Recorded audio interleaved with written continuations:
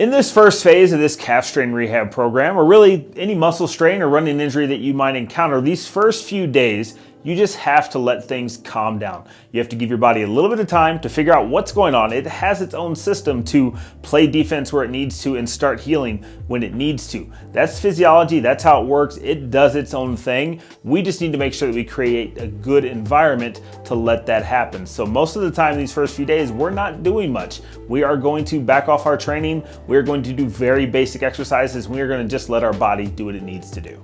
If you're dealing with a calf strain injury as a runner and this is what you're doing for it, stop, unless you just want to piss it off and make the healing process take longer. What I like to use is a stick. When you have a damaged muscle, you don't want to rip and pull and try to force it to do anything. You want to let it have time to heal.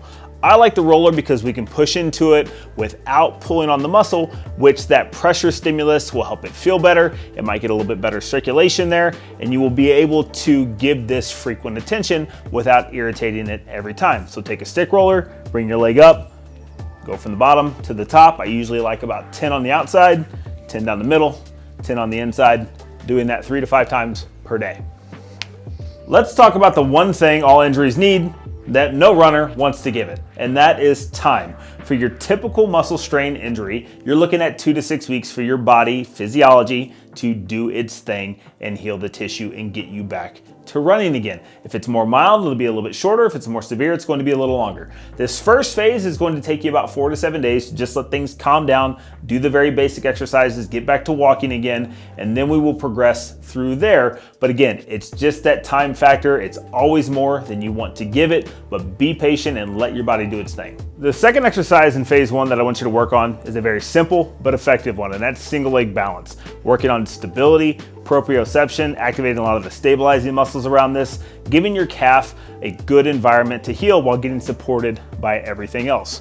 I like to put these in the morning and in the evening, maybe while you're brushing your teeth. Stand on each side for a minute at a time, but really try to get this in about twice a day, and you'll really start to feel this work through your foot, ankle, calf, quad, hamstring, hips. A quick note on what we don't want to do. Long time ago, sports medicine doctor came up with this thing called R.I.C.E, rest, ice, compression, elevation.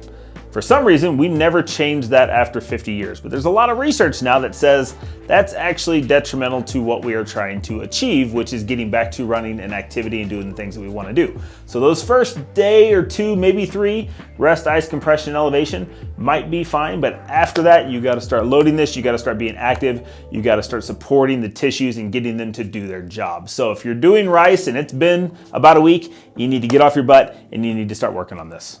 The third exercise that I want you to work on that's going to start loading this is a single leg isometric. And this is kind of a heel raise, but if you notice, I'm not dipped down below the box. I'm not coming up. I'm really eliminating any dorsiflexion or plantar flexion, and I'm staying neutral. I'm setting up on the ball of my foot, and I'm just holding this position with my heel hanging off, stimulating that calf, but I'm not pushing up, pushing down. I'm just holding this isometric. We want to do this on both sides. Shoot for about 30 seconds. As this gets better, we'll move up to about 45 seconds, but this is a great way to load the muscle without putting it through a range of motion that might be stressful right now while it's sensitive, and then we can build from here.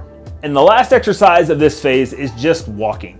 As runners, we struggle with this. We want to get out there and run. But there's one thing I say frequently online and in my clinic here is that if you can't walk without compensation, without aid, without a limp, not with your normal gait cycle where you're putting your heel down, you're coming off your big toe, if you can't do that, then you can't run.